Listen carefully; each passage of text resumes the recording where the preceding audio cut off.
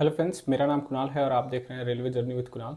तो जैसा कि थंबनेल आपने देखा होगा, तो मैं इस वीडियो में आपको अपना जो भी जर्नी है, मैंने कहाँ से स्टार्ट किया, क्या किया और कैसे किया, सारा कुछ मैं इस वीडियो में कवर करूँगा।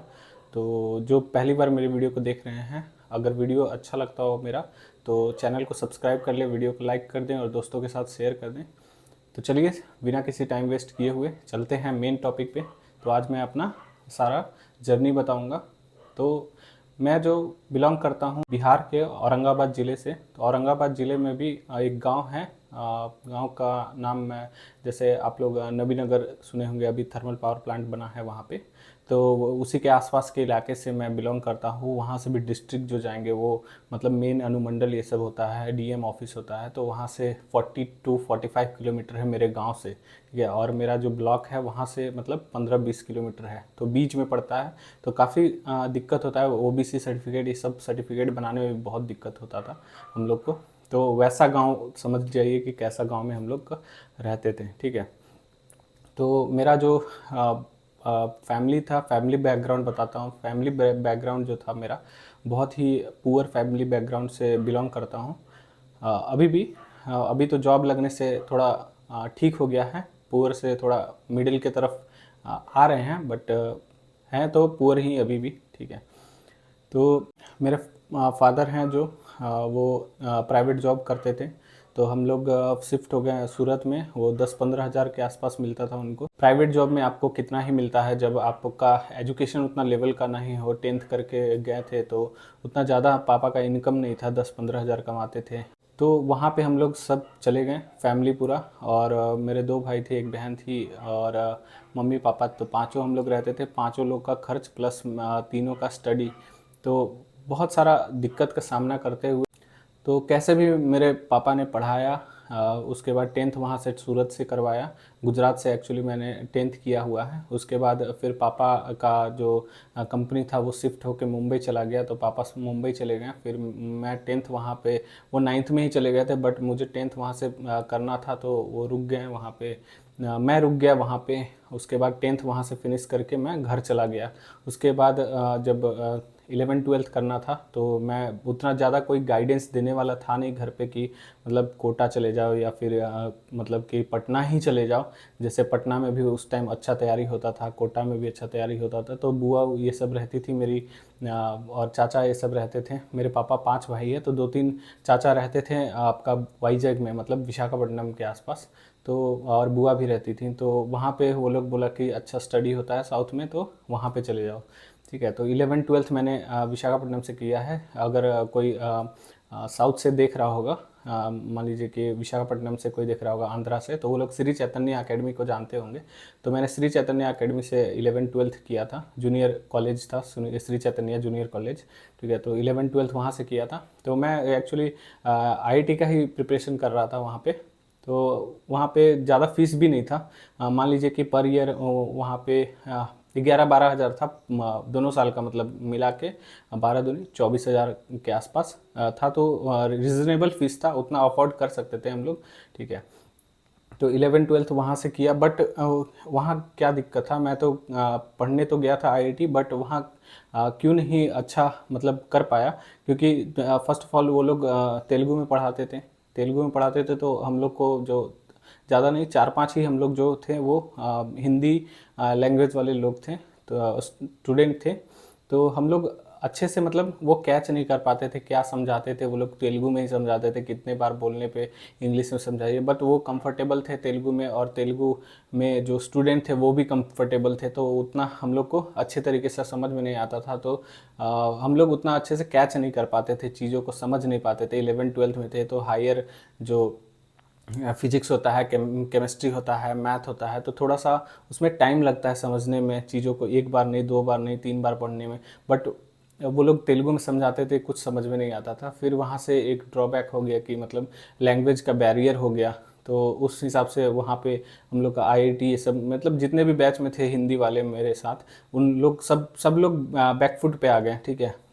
तो फिर वहाँ पे ऑप्शन नहीं रहा, तो उसके बाद हम लोग ने सोचा कि चलो कम से कम आईआईटी नहीं हुआ तो 11th-12th अच्छे स्कोर कर लेते हैं। तो हम लोग ने लास्ट में 11th-12th अच्छे से पढ़ा और वहाँ पे 94.6% मेरा आया था। मतलब 1000 मार्क्स में 936 मार्क्स 936 मार्क्स आया था, मतलब 93.6% आया था। ठीक है, 12th में। तो पढ़ने में ठीक था, अगर गाइडेंस अच्छा मिलता, अगर मैं वहाँ नहीं जाता तो मतलब मैं अभी रेलवे ना ज्वाइन करके और कहीं भी होता। ठीक है, तो मेरा जो फैमिली था वो उतना अफोर्ड नहीं कर सकता था, क्योंकि मेरा जो फैमिली है मैंने पहले भी बताया कि एक पुअर होते हैं, उससे भी पुअर जो होते हैं, मतलब बिलो पॉवर्टी लाइन से भी पुअर होते हैं, वो उसमें आते हैं हम लोग। घर भी हम लोग का, अगर मैं कभी घर जाऊंगा, अभी जाने वाला हूँ कुछ दिनों में, तो घर भी दिखाऊंगा, पिछला घर भी दिखाऊंगा। अभी तो थोड़ा नया बना लिए हैं, बट उतना भी कुछ अच्छा वैसा बनाया नहीं है। बट जो पहले था उसमें ज़्यादा 2 रूम था, बाकी 5 भाई हैं पापा, तो समझ सकते हैं कैसे हम लोग रहते होंगे। ठीक है, तो उससे आप लोग फैमिली बैकग्राउंड का अंदाज़ा लगा सकते हैं कि कैसा हम लोग का फैमिली बैकग्राउंड था। ठीक है, तो उसके बाद 12th किया। 12th में मतलब नॉर्मली हम लोग पास किए 12th। तो फर्स्ट में जेई मेंस दिए थे, तो उसमें ज़्यादा नंबर नहीं था। मान लीजिए तैयारी नहीं रहेगा तो कितना ही स्कोर कर पाएगा, तो उसमें भी 65 के आसपास मैंने स्कोर किया था। बस जो जेन्यून है वही बता रहा हूँ मैं, 65 के आसपास स्कोर किया था। फिर मैंने सोचा कि नहीं नहीं निकला, छोड़ दो। और फिर उसके बाद मैंने पैकअप करके घर आ गया। घर पे 2-3 महीने रहने के बाद फिर इसका रिज़ल्ट आया। उसके बाद कॉलेजेस के फ़ोन आने लगे, बहुत सारे कॉलेजेस के। तो फिर मैंने ऐसे ही प्राइवेट कॉलेज ज्वाइन कर लिया। ठीक है, क्योंकि आईआईटी से मैं हुआ नहीं था, तो प्राइवेट कॉलेज से ही करना था। और कोई मतलब कि गाइडेंस देने वाला भी कोई नहीं था कि मतलब उस इंजीनियरिंग नहीं करो और इंजीनियरिंग ना करके बीएससी कर लो, बीपीएससी का तैयारी कर लो, ऐसे सीजीएल का तैयारी कर लो, इधर एडमिशन ले लो, ग्रेजुएशन नॉर्मल ग्रेजुएशन कर लो। तो कोई ऐसा गाइडेंस देने वाला नहीं था। तो हम लोग उस टाइम जो 2013 में पास आउट हुआ था, मतलब 2010 में मैं 2011 में मैं 10th पास किया था और 2013 में 12th पास किया था। उसके बाद कोई ऐसा प्रॉपर गाइडेंस देने वाला नहीं था मेरे पास। तो मैं सोचा कि चलो इंजीनियरिंग कर लेते हैं। उस टाइम मैकेनिकल का अच्छा खासा था, एवरग्रीन ब्रांच बोलते थे।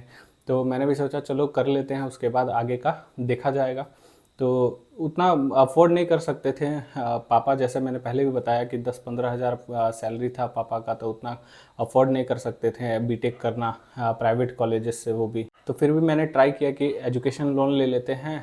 पापा ने बोला कि एजुकेशन लोन ले लेते हैं, उससे पढ़ लो। तो फिर मैंने एजुकेशन लोन ले लिया। उसके बाद मतलब कॉलेज देख के, तो कॉलेज भी नॉर्मल मिला। उसमें बोला कि इतना अच्छा 90+% था 12th में, तो बोला कि आपका जो भी था वो 50% आपको लग जाएगा पर सेमेस्टर का। ठीक है, तो उसमें पर सेमेस्टर के आसपास मतलब 30,000 के आसपास मुझे पर सेमेस्टर लगा था। मान लीजिए कि 8 सेमेस्टर होते हैं बीटेक में, तो 8 इंटू 3 24, 2,40,000 मुझे फीस पूरा 4 साल का देना पड़ा था। प्लस उसमें से भी मुझे बिहार सरकार का जो आता है आपका छात्रवृत्ति, मतलब ठीक है, तो उसमें से मुझे रिफंड हो गया था। तो थोड़ा बहुत लोन ले लिया था और थोड़ा बहुत जो छात्रवृत्ति आता था आपका, स्कॉलरशिप जिसको बोलते हैं आप लोग, तो वो मिल गया था। तो उससे मैंने बीटेक कैसे भी कंप्लीट कर लिया। बाहर रहता था, हॉस्टल में नहीं रहता था। बाहर रह के मैंने मान लीजिए खाना खुद से बनाना, तो उतना ज़्यादा खर्चा नहीं होता था बाहर में। 2-3 हज़ार में सब कुछ हो जाता था। 1,000 1,500 खाने में, 1,000 रूम रेंट में। तो एक रूम में 3-4 लोग रहते थे, तो सारा 1,000 रूम रेंट प्लस 1,000 1,500 के आसपास खाना पीना। तो सब मिला के 2-3 हज़ार पापा हर महीने भेजते थे, उतने में मेरा हो जाता था। प्लस स्कॉलरशिप का पैसा जो आता था उससे फ़ीस भर देता था, पर ईयर आता था। और कुछ पैसे पापा दे देते थे, उससे फ़ीस भर देता था। और एजुकेशन लोन लिया था, उससे मतलब आपका फ़ीस मैं भर देता था। फिर मैं 2013 में एडमिशन लेके 2017 में मैकेनिकल ब्रांच से पास आउट किया 2017 में। उसके बाद वहाँ पे ऐसा पता चला कि मतलब कोई भी 2-3 कंपनी आई थी, फिर भी वहाँ पे प्लेसमेंट हुआ भी था, बट कंपनी जो थी वो कॉल लेटर ये सब कुछ नहीं भेजा। ठीक है, तो ऐसा घटिया कॉलेज था, 1 नंबर का। ठीक है, तो जो भी है, मैं एक एक चीज़ आपको जो बता रहा हूँ वो जेन्यून चीज़ है। ठीक ठीक है। तो वहाँ पे कोई भी कॉलेज में आया, 2-3 कंपनी आई भी थी, बट सिलेक्शन भी हुआ था, बट कॉल लेटर कोई नहीं भेजा। और कॉल लेटर नहीं भेजा तो फिर हम लोग बहुत सारे मतलब बिहार के थे, वो लोग डिप्रेस्ड होके फिर वापस घर आ गए, ठीक है। तो घर आ गए तो उसके बाद जो एजुकेशन लोन लिया था वो 1 ईयर का रहता है टाइम पीरियड, की मतलब आप लोग जो बीटेक करते हैं उसका जो ख़त्म होता है सेशन, उससे 1 ईयर के बाद से आपको मतलब इंस्टॉलमेंट देना पड़ेगा, ठीक है। तो उसका अलग से टेंशन था। फिर वहाँ से प्लेसमेंट नहीं हुआ तो फिर वापस घर आ गए। बीटेक कर लिए थे, फिर घर पे आके बैठ गए। फिर 6-7 महीना घर पे बैठे। फिर बाहर वाले सब अड़ोसी पड़ोसी सब ये बोलते थे बीटेक करके घर में बैठा है, कुछ नहीं करता है ये सब। फिर थोड़ा सा मतलब ऑकवर्ड लगता था, एनजाइटी होता था, डिप्रेशन में चला जाता था। फिर आपका स्ट्रेस बहुत हो जाते थे। तो फिर मैंने सोचा कि चलो ऐसे काम नहीं चलेगा। तो 2017 में जो गेट का एग्ज़ाम हुआ था, तो अपीयरिंग कैंडिडेट्स को अलाउ होता है एग्ज़ाम देना गेट का। तो मैंने एग्ज़ाम दिया था गेट का, बट प्रिपेयर नहीं किया था। बहुत सारे दोस्त थे वो प्रिपेयर किए थे मेडीजी से, बट मैंने प्रिपेयर नहीं किया था, ऐसे ही जाके गेट दे दिया था। तो उसमें शायद 40-42 आया था, मेरा गेट क्वालिफाई हुआ था। उसके बाद फिर जब पास आउट हुआ उसके बाद प्लेसमेंट नहीं हुआ। उसके बाद घर आ गया। घर पे जैसे बताया मैंने कि 6-7 महीने रहा तो सब लोग ताने वाने मारने लगे, घर पे बैठा है। आप लोग के साथ भी ऐसा होता होगा। तो मैं सोचा कि यहाँ पे रहने से अच्छा नहीं होगा, मैं खुद ही डिप्रेशन में चला जाऊँगा। तो बहुत सारे लोग बोलते थे कि 8-10 लाख खर्चा कर दिया, कुछ कर नहीं रहा है, बैठ के खिलाओगे। पापा को बोलते थे, मम्मी को बोलते थे कितना दिन बैठ के खिलाओगे। 24-25 साल मतलब कि 22 में किया था मैं, 22 में मेरा बीटेक कंप्लीट हो गया था। एज बता रहा हूँ मैं, 22-23 तक मैं ऐसे ही घर पे ही बैठा था। तो वो सब बोलने लगते थे कि इतना पैसा लगाया, बीटेक करवाया, तो घर पे बैठा है, कुछ करता नहीं है। तो फिर मैं ये सब सुन के फिर सोचा कि चलो कहीं पे प्राइवेट जॉब ढूंढते हैं और प्राइवेट जॉब करते हैं। क्योंकि उस टाइम बहुत मतलब कम वैकेंसी आता था और उतना मेरे पास मटेरियल नहीं थे और उतना साधन नहीं था। उस टाइम उतना ऑनलाइन एजुकेशन अच्छे से हुआ नहीं था डेवलप, तो मेरे पास उतना कुछ साधन नहीं था। इसलिए मैं सोचा कि चलो अभी चलते हैं और प्रिपेयर ये जॉब कर लेते हैं। तो कंपनी में मैंने ढूंढा, कंपनी ज्वाइन किया। फिर मैं वहाँ पे काम करने लगा। तो 22-24 हज़ार के आसपास मुझे सैलरी मिलता था। First as a fresher join किया था। तो जितने भी फ्रेशर हैं, अगर आप कोर मैकेनिकल में ज्वाइन करेंगे तो इतना ही सैलरी लगभग मिलता है, उससे ज़्यादा आप लोग को नहीं मिलेगा। तो मुझे भी उतना ही मिलता था। फिर मैंने 2017-18 में ज्वाइन किया। 2018 में मैंने कंपनी ज्वाइन कर लिया। तो वहाँ भी 8 बजे से लेके आपका 6 बजे 7 बजे तक ऐसे काम करना पड़ता था। तो मैंने कैसे भी 18 से 19 तक किया। और फिर मतलब बहुत बहुत ज़्यादा तकलीफ़ होता था वहाँ पे, बॉस का सुनना, ये वो कुछ भी गलती होता था आके सुना के चला जाता था ऐसे। और सैलरी भी उतना कुछ खास नहीं था ना, मतलब कि मैं घर पे दे पा रहा था अच्छे से, ना लोन भर रहा था। तो और ये भी था कि लोन भी मुझे भरना था। 17 में मेरा जो एग्ज़ाम था सारा क्लियर होके रिज़ल्ट आ गया था। तो उसके बाद 1 साल बाद मतलब 2018 में मई में आपको मतलब एजुकेशन लोन था जो मेरा वो भरना था। वो उसका भी ईएमआई जो बना दिया था, वो 8,000 के आसपास ईएमआई पर मंथ भरना था। तो उतना पापा अफोर्ड नहीं कर पाते थे, इसलिए मुझे भी वर्क करना पड़ा, प्राइवेट में जाना पड़ा। फिर मैं थोड़े दिन सोचा कि चलो कर लेते हैं काम। नहीं मन करता था काम करने का, फिर भी सोचा कि चलो कुछ हेल्प हो जाएगा पापा का, इसलिए मैं थोड़ा घींच तीर के काम कर लिया, ठीक है। उसके बाद आपका रेलवे का वैकेंसी आया। उससे पहले मैंने एसएससी जेई दिया था, ठीक है। एसएससी जेई दिया था तो वो 2-3 महीने थोड़ा तैयारी किया था एसएससी जेई देने के लिए। तो एसएससी जेई में उस टाइम 2017 में या 18 में शायद 100 या कुछ वैकेंसी कर दिया था उस टाइम। तो मैंने जो पिछले कट ऑफ के रिगार्डिंग देखा था कि कट ऑफ कितना आता है, तो 108 109 तक कट ऑफ आ रहा था। उस हिसाब से मैंने प्रिपेयर किया था कि 120 तक मैं स्कोर करूँगा तो शायद मेरा सिलेक्शन हो जाएगा। तो एसएससी जेई में मैंने दिया था तो 131 के आसपास मेरा आया था। तो मैं श्योर था कि मेरा सिलेक्शन हो जाएगा। बट जब सेकेंड पेपर का भी तैयारी मैंने पूरा कर लिया था, जो सब्जेक्टिव पेपर होते थे उस टाइम, अभी तो ऑब्जेक्टिव पेपर हो गए हैं दोनों, but subjective paper SSC JE में होता था। तो उस टाइम मैंने तैयारी कर लिया था सेकंड पेपर का भी, बट फिर आंसर की में मतलब उतना दिखाया था 131 के आसपास। तो जब रिजल्ट आया और कट ऑफ निकला तो उस टाइम जो मैं शॉक हो गया। जो ओबीसी का जो कट ऑफ था वो 133 के आसपास था कट ऑफ, और जनरल का 136 के आसपास था। जब आप ऑनलाइन भी चेक कर सकते हैं। तो मैं काफ़ी डिप्रेशन में चला गया, बहुत ज़्यादा डिप्रेशन में चला गया कि मेरे से कुछ नहीं हो पाएगा ये सब। फिर मैं ज्वाइन किया था प्राइवेट जॉब कि छोड़ो ये सब नहीं हो पाएगा, बहुत ज़्यादा कंपटीशन है और मेरे पास उतना रिसोर्सेज भी नहीं है कि मैं जाके कोचिंग अफोर्ड कर सकूं, और या फिर खुद से भी मतलब टाइम उतना नहीं है कि मैं सेल्फ स्टडी भी कर सकूं। सेल्फ स्टडी में क्या होता है कि अब कोचिंग या फिर सेल्फ स्टडी में होता है आपको टाइम चाहिए, जो मेरे पास नहीं था। उधर लोन भी चल रहा था मेरा, वो उसमें भी पापा घर का खर्चा चलाएंगे या फिर मेरा खर्चा चलाएंगे, जो मैं बीटेक करने के बाद भी जाके कोचिंग करूँगा, वहाँ पे रहने का खर्चा, कोचिंग का फीस, ये सब अफोर्ड नहीं कर सकते थे। साथ साथ ईएमआई भी चल रहा था, तो उतना ज़्यादा अफोर्ड नहीं कर पाते। तो मैं सोचा कि चलो छोड़ो, एसएससी जेईई नहीं हुआ उसके बाद मैं चलो प्राइवेट जॉब करते हैं। उसके बाद मैंने प्राइवेट जॉब ज्वाइन किया, 1 साल किया। उसके बाद बहुत ज़्यादा दिक्कत आते हैं प्राइवेट जॉब में। जो आप लोग प्राइवेट जॉब कर रहे होंगे उसमें आप लोग को पता ही होगा क्या क्या झेलना पड़ता है, बहुत चीज़ें झेलना पड़ता है। तो मैं जॉब कर रहा था तो उस टाइम एएलपी ये सब का मिस हो गया था मेरे से, फॉर्म ही नहीं भर पाया था मैं। जब जॉब कर रहा था मैं मुंबई में जॉब कर रहा था, तो वहाँ पे आया था फॉर्म, बट मैं मिस हो गया था, थोड़ा मिस्टेक हो गया था मेरे से, तो एएलपी का फॉर्म नहीं भर पाया था मैं। तो उसके बाद मैं सोचा कि चलो जेई का सुन रहे हैं कि आने वाला है, तो 1 साल तक मैं जॉब किया।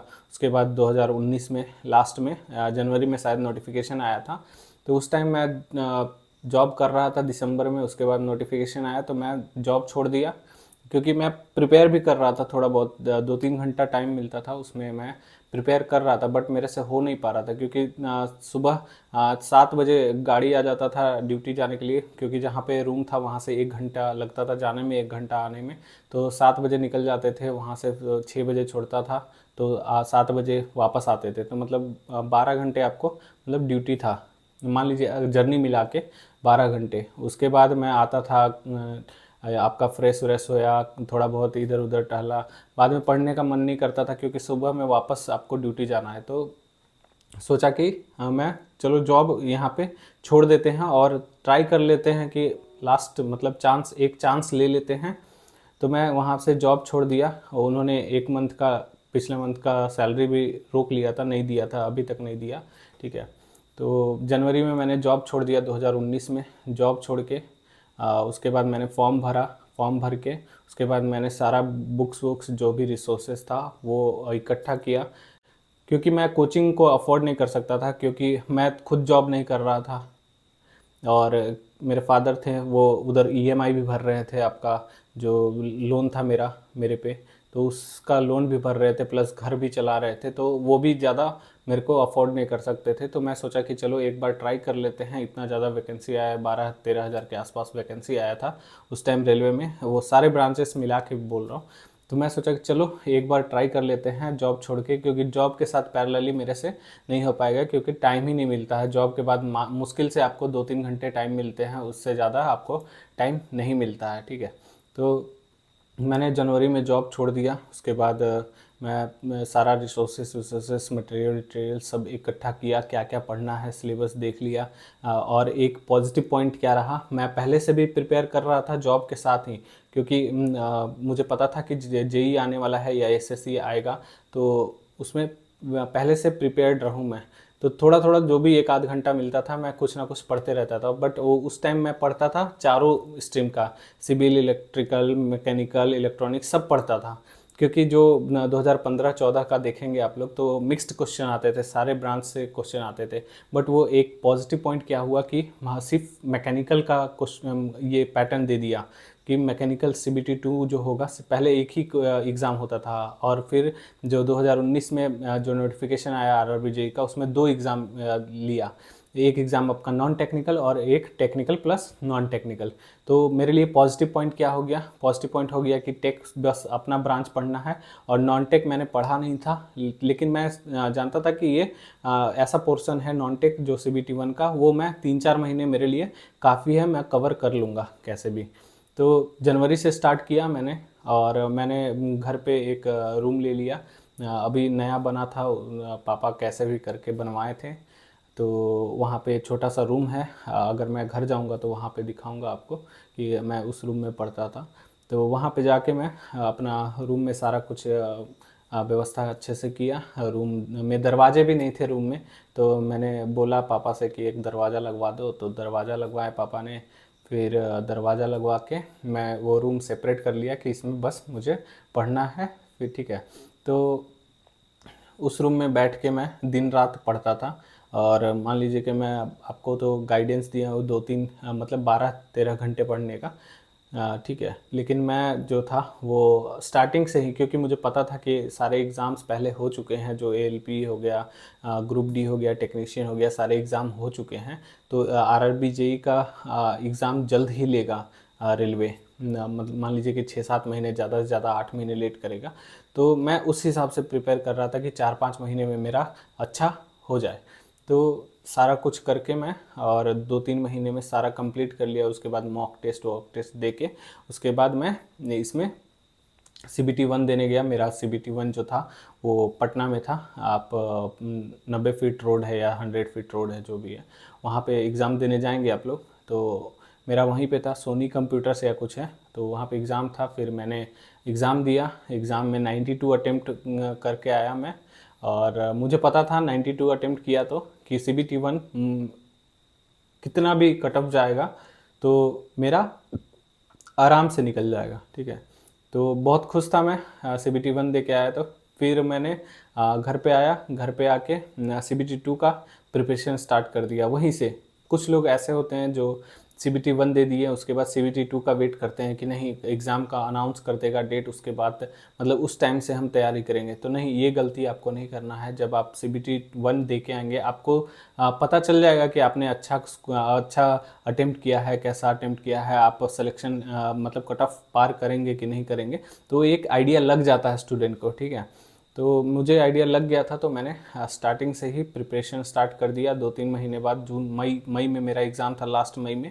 उसके बाद CBT 2 दिया था मई, जून, जुलाई और अगस्त, 3 महीने मात्र दिए थे CBT 2 के लिए, ठीक है। तो फिर मैंने 3 महीने अपना CBT 2 पे फोकस किया, और CBT 2 एग्ज़ाम देने में जा रहा था, ठीक है। 30 को मेरा एग्ज़ाम था, तो 29 को पेपर लीक हो गया था। तो वो अलग से डिप्रेशन मेरे साथ हो गया कि मैं जब जा रहा था तो मैं मेरा पूरा मतलब कि मैं पूरा डिप्रेशन में चला गया था कि भाई पेपर लीक हो रहा है, क्या होगा, मेरा सिलेक्शन होगा कि नहीं होगा। तो वो वैसा मेरा स्थिति हो गया था, बहुत ज़्यादा मतलब ख़राब हो गया था। उसके बाद मैं 29 को ही मुझे जाना था। 29 को मेरा ट्रेन था बिहार से कलकत्ता के लिए, डेहरी ऑन सोन, अगर आप लोग को पता होगा तो वहाँ से। तो सुबह में मैं इतना डिप्रेशन में था कि मैं जो ट्रेन था मेरा वो दूसरा था, दूसरे में मैंने बुकिंग करके रखा था पहले से ही, तो उस पे ना चढ़ के मैं दूसरे ट्रेन पे चढ़ गया।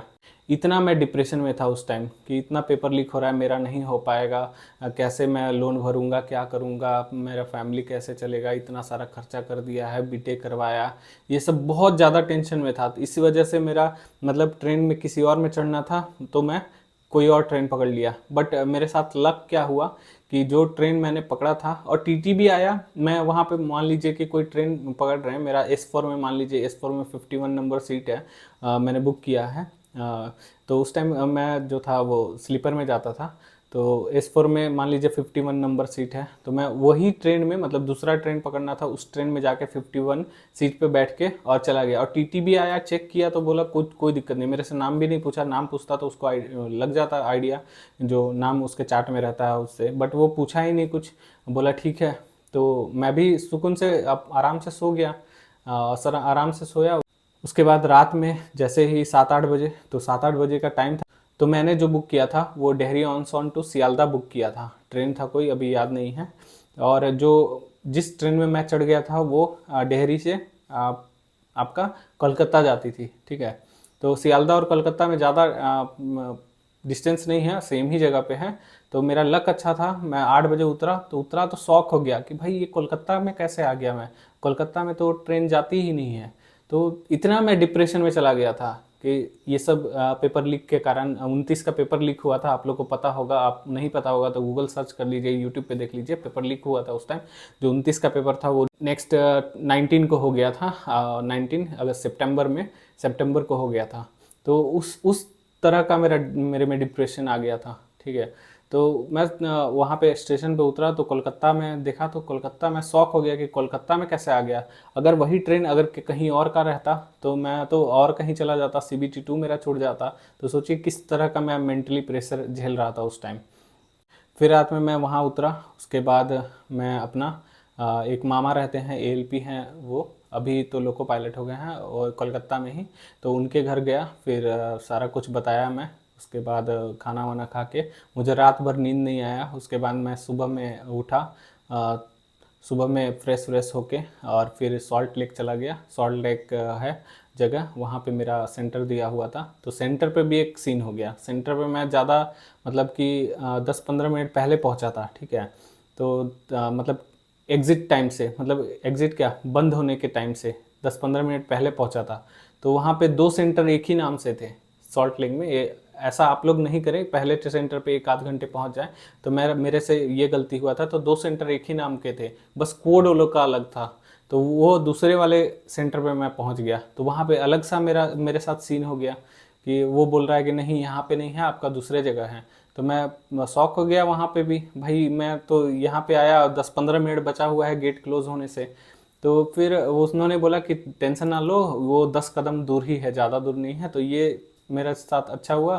फिर मैं दौड़ के गया और वहाँ पे बहुत सारे कैंडिडेट एंट्री ले ही रहे थे। तो फिर वहाँ पे मैं एंट्री लेके और फिर CBT2 दिया। फिर CBT2 में मैंने जो अटेम्प्ट किया था 140 अटेम्प्ट किया था। उसके बाद मैं घर आया। मैं टेलीग्राम ग्रुप से भी जुड़ा हुआ था। टेलीग्राम ग्रुप में जो आंसर्स आ रहे थे, जो 150 क्वेश्चन के आंसर सबने, मतलब तो बहुत लोग दे देते हैं। आप लोग ग्रुप ज्वाइन किए होंगे तो आप लोग को पता होगा। तो 150 क्वेश्चंस के आंसर दे दिया था। तो उसमें से मैं मैच किया था। तो 150 क्वेश्चन ऐसा नहीं है कि याद नहीं रहता, आप लोग को याद रहता है बहुत को। मेरे को तो याद था कि इसमें मैंने क्या अटेम्प्ट किया है, क्या दिया है। तो उस हिसाब से मेरे जो मार्क्स आ रहे थे वो एक्चुअली में जो आंसर की बहुत सारे लोग टेलीग्राम पे शेयर कर रहे थे, उस हिसाब से मेरा जो मार्क्स आया था वो 95 के आसपास आ रहा था। तो मैं और डिप्रेशन में चला गया, भाई इतना कंपटीशन टफ है, 23,000 लोग CBT2 दे रहे थे। तो उस टाइम मेरा नहीं हो पाएगा, तो और डिप्रेशन में चला गया मैं। क्योंकि जो आंसर की था वो बहुत सारे इंस्टीट्यूट वाले भी दे रहे थे कि यही आंसर की होगा, यही सबका सही आंसर है। तो उसके बाद फिर आंसर की आया। आंसर की में मेरे 105 आ रहे थे। तो 105 आए तो मतलब 150 में, तो 105 में आया तो ये श्योरिटी हो गया कि मतलब मुझे एक ना एक सीट ज़रूर मिलेगा, कोई भी मिल जाए, चाहे ट्रैक मशीन का मिल जाए या फिर मतलब जो भी मिल जाए, कहीं भी मिल जाए, लेकिन एक सीट ज़रूर मुझे मिल जाएगा, ये श्योरिटी हो गया था। क्योंकि बहुत सारे कैंडिडेट मेरे साथ जुड़े हुए थे टेलीग्राम ग्रुप में। तो सबका मार्क्स पूछने पे उसी के हिसाब से उतना ही आ रहा था। किसी किसी का 110, 115, 1 to 12 ऐसे आ रहा था, बाकी सबका 105 से नीचे ही था। तो मुझे श्योरिटी इतना था कि कट ऑफ इससे बाहर नहीं जाएगा और मुझे एक सीट मिल जाएगा। तब जाके थोड़ा सा आंसर की आने के बाद सुकून मिला था। उसके बाद छठ का दिन था, उस दिन रिजल्ट आया। तो रिजल्ट आया तो मैं बहुत ज़्यादा खुश हुआ था कि चलो सिलेक्शन हो गया फाइनली, अब मुझे ज़्यादा कष्ट नहीं करना पड़ेगा और थोड़े दिन में मैं ज्वाइन कर लूँगा, ठीक है। तो ये सारा चीज़ मैं झेल के आया हूँ। मेरा फैमिली बैकग्राउंड इतना गरीब था कि क्या बोले, अगर मुझे थोड़ा सा और सपोर्ट मिल जाता, थोड़ा सा कोचिंग वोचिंग का, मान लीजिए कि बड़े एग्ज़ाम जैसे होते हैं, छोटे एग्ज़ाम के लिए नहीं, जैसे बड़े एग्ज़ाम होते हैं, ES वीएस होते हैं, गेट वेट होते हैं, तो थोड़ा सा फैमिली सपोर्ट अगर मिल जाता, कोचिंग के फीस भरने के लिए मेरे पास पैसे रहते, तो मैं वहाँ पे भी ट्राई करता। ऐसा नहीं है कि मैं मतलब कि JEE SSC ऐसे ट्राई करता। JEE SSC कुछ नहीं है, JEE SSC खुद से भी सेल्फ स्टडी से भी कर सकता था और करके दिखाया भी मैंने, ठीक है। और अगर थोड़ा सा फाइनेंशियली अच्छा होता तो उसके बाद मैं वहाँ पे जाता। और अभी भी ट्राई कर रहा हूँ कि कहीं पे मतलब यहीं पे रुका ही नहीं हूँ, थोड़ा बहुत आगे भी ट्राई कर रहा हूँ कि और कहीं इससे अच्छा बेहतर जॉब ले सकूँ, ठीक है। तो उसके बाद मेरा जॉब लगा, उसके बाद मैंने सबसे पहले बताया मैंने 8,000 का ईएमआई पापा भर रहे हैं तो उनका बर्डन कम किया, और मैंने सारा ईएमआई एक ही बार में भर दिया, सब कुछ लोन वोन सब क्लियर कर लिए। मैंने बहुत ज़्यादा काम किया, घर बनवाया, सब कुछ बनवाया। तो एक जॉब आपको बहुत मतलब यहाँ से यहाँ लिफ्ट कर सकती है। तो ये मेरा जर्नी था, कहाँ से कहाँ मैं ऊपर थोड़ा बहुत जहाँ पे भी आया हूँ, ज़्यादा तो नहीं बट यहाँ से यहाँ तक तो पहुँच ही गया। जैसे कि मेरा जो अफोर्ड जो चीज़ नहीं कर पा रहा था, मैं जो दिल्ली वाली जाता था, दिल्ली से इंजीनियरिंग किया था, उसमें मैं जाता था जनरल में जाता था, खड़े खड़े जाता था, खड़े खड़े घर आता था। तो वहाँ से मैं सेकंड एसी तक तो अभी अफोर्ड कर ही सकता हूँ, क्योंकि सेकंड एसी में रेलवे तो ऐसे फ्री में ही देता है हम लोग को, तो सेकंड एसी तक तो हम जा ही सकते हैं। तो जनरल कोच से मेरा सेकंड एसी तक का सफ़र कुछ ऐसा रहा, और अभी काफ़ी अच्छा लगता है मुझे कि चलो अब वहाँ उस डब्बे से मेरा कनेक्शन ख़त्म हो गया और मैं अभी यहाँ पे हूँ, और इससे बेहतर करने के लिए भी मैं ट्राई कर रहा हूँ, और आगे का प्रिपरेशन भी मेरा जारी है। और देखते हैं 2-3 सालों में मैं और कहीं रहता हूँ या फिर यहीं पे रहता हूँ, ठीक है। तो मेहनत करते रहिए, मेहनत कभी आपको मतलब पीछे नहीं रहने देगा। आप लोग जितना अच्छा से मेहनत करेंगे आप लोग को उतना सफलता मिलेगा। तो ऐसा नहीं है जो मेहनत करता है उसको सफलता नहीं मिलता, मेहनत अच्छे से करते हैं जो राइट डायरेक्शन में करेगा उसको ज़रूर सफलता मिलेगा एक ना एक दिन। और आपके पास ज़्यादा टाइम भी नहीं है, तो अच्छे से मेहनत कीजिए, प्रिपरेशन अच्छे से कीजिए। आप लोग जो भी हैं जो रेलवे का एग्ज़ाम देना चाहते हैं या देने वाले हैं, ठीक है, तो अच्छे से अभी से ही प्रिपरेशन कीजिए। एग्ज़ाम टाइमिंग का वेट नहीं कीजिए कि कब एग्ज़ाम होगा नहीं होगा, आप वेल प्रिपेयर्ड रहिए अभी से। मतलब कभी भी एग्ज़ाम ले ले, ऐसा ऐसा बोलिए मतलब कि कभी भी एग्ज़ाम ले लो, मुझे कोई फ़र्क नहीं पड़ता, एक सीट तो मेरा ही है। तो ऐसा प्रिपरेशन होना चाहिए, ठीक है, ना कि मतलब एग्ज़ाम डेट डिक्लेयर हो जाएगा। आप लोग बहुत लोग तो ऐसा रहते हैं कि मतलब कि एग्ज़ाम को लेकर मतलब कब होगा कब होगा, भाई कब होगा जब होगा तब तो देना ही है, ठीक है। तो अभी पढ़ाई पे ध्यान दे दो, एग्ज़ाम तो कभी ना कभी तो लेगा ही, ऐसा थोड़ी है। आप प्रिपरेशन को और मजबूत करो और स्ट्रॉन्ग करो, दूसरे से और 10 कदम आगे रहो, तभी तो आपको सीट मिलेगा। ऐसा थोड़ी है एग्ज़ाम चिल्लाने से हो जाएगा, जाके वो मेरे से ही पूछोगे या किसी और से पूछोगे या यूट्यूब पे सर्च मारोगे एग्ज़ाम कब होगा, वो लोग के बोलने से थोड़ी ना एग्ज़ाम हो जाएगा। मैं बोल दूंगा कि फरवरी में होगा, मार्च में होगा, जून में होगा, तो मेरे बोलने से थोड़ी ना होगा। मान लीजिए कि आज नोटिफिकेशन निकाल दिया तो कि दिसंबर में एग्ज़ाम लेंगे, तो सारे यूट्यूबर और मेरे जैसे जो बोल रहे हैं उससे हो जाएगा क्या? नहीं होगा। तो एग्ज़ाम के लिए प्रिपेयर रहें, कभी भी एग्ज़ाम आपका ले सकता है आरआरबी। तो उस हिसाब से प्रिपरेशन करें कि 2-3 महीने में मैं सारा सीबीटी 1 क्लियर कर दूंगा, साथ में सीबीटी 2 का कुछ पोर्शन कवर कर लेता हूं अभी। बाकी जब सीबीटी 2 देने जाऊंगा तो मतलब 2-3 महीने के टाइम फेज में मैं पूरा सीबीटी 2 का भी पढ़ाई अच्छे से कर लूँगा। उस हिसाब से प्रिपरेशन कीजिए, ठीक है। तो मेरे लाइफ से थोड़ा सा मोटिवेशन आपको मिला होगा। मुझे राइट डायरेक्शन नहीं मिला, राइट डायरेक्शन मिलता तो अभी मैं कहीं और होता। इनिशियल फेज में ही, पढ़ाई के फेज में ही मुझे राइट डायरेक्शन नहीं मिला, और बहुत मेरे जैसे होंगे जिनको राइट डायरेक्शन नहीं मिला होगा। एक चीज़ और था कि हम मैकेनिकल में 1 ईयर पढ़ने के बाद चेंज कर रहा था, सिविल चूज़ कर रहा था, बट सिविल का डेट चला गया था जो चेंज करने वाला होता है, ट्रेड चेंज करने का डेट, वो डेट चला गया था। नहीं तो सिविल अगर चूज़ करता तो मैं अभी तो बिहार में मैं एई बन के बैठा होता। लेकिन कोई बात नहीं, जो होता है वो अच्छे के लिए होता है, और जो मेरे साथ हुआ वो अच्छा हुआ, ठीक है। और आगे का प्रिपरेशन भी मेरा जारी है, और देखिए कहाँ तक जा पाते हैं। तो चलिए, आप लोग को भी थोड़ा बहुत मोटिवेशन मिला होगा मैं कहाँ से कहाँ आ गया, और आगे भी मैं कोशिश कर रहा हूँ कि और ऊपर तक जाऊँ, ठीक है। तो ऐसे ही आप लोग भी मोटिवेटेड रहिए। जो चीज़ें आप लोग को डिप्रेशन में ले जाती है, एंजाइटी होता है, तो उससे दूर रहें और अपने प्रिपरेशन पे ध्यान दें। तो चलिए, मिलते हैं नेक्स्ट वीडियो में। अगर आप लोग को वीडियो अच्छा लगे तो लाइक शेयर एंड सब्सक्राइब कर दे चैनल को, और ऐसे ही मैं अच्छे अच्छे कंटेंट आपके लिए लाता रहूँगा। तो चलिए, मिलते हैं नेक्स्ट वीडियो में, तब तक के लिए जय हिंद, जय भारत, थैंक यू।